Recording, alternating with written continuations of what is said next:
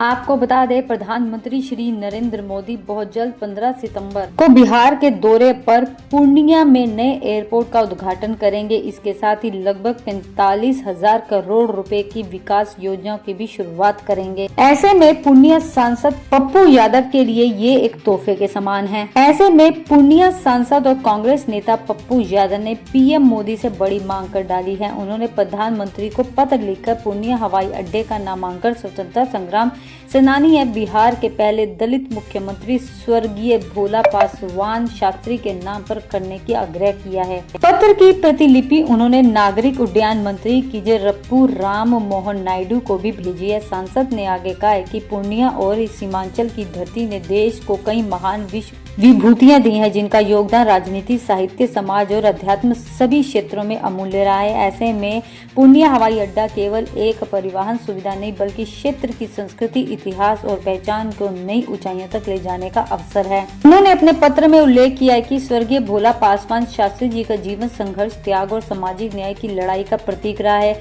1914 में पूर्णिया जिले के 82 प्रखंड में जन्मे शास्त्री जी ने कठिन परिस्थितियों में शिक्षा प्राप्त कर सांस्कृतिक विद्वान के रूप में पहचान बनाई। स्वतंत्रता संग्राम में सक्रिय भागीदारी और मुख्यमंत्री के रूप में वंचितों की आवाज को सत्ता तक पहुंचाना उन्हें गरीबों का मसीहा बनाता है। सांसद पप्पू यादव ने बिहार विधानसभा के पूर्व अध्यक्ष डॉक्टर लक्ष्मी नारायण सुधांशु का भी उल्लेख किया। उन्होंने कहा है कि सुधांशु जी ने अपने कार्यकाल में लोकतंत्र और संसदीय परंपरा को नई दिशा दी। वह मर्यादा, सादगी और उच्च आदर्शों के प्रतीक थे और सीमांचल सहित पूरे बिहार के विकास के प्रति उनका दृष्टिकोण प्रेरणादायी रहा है।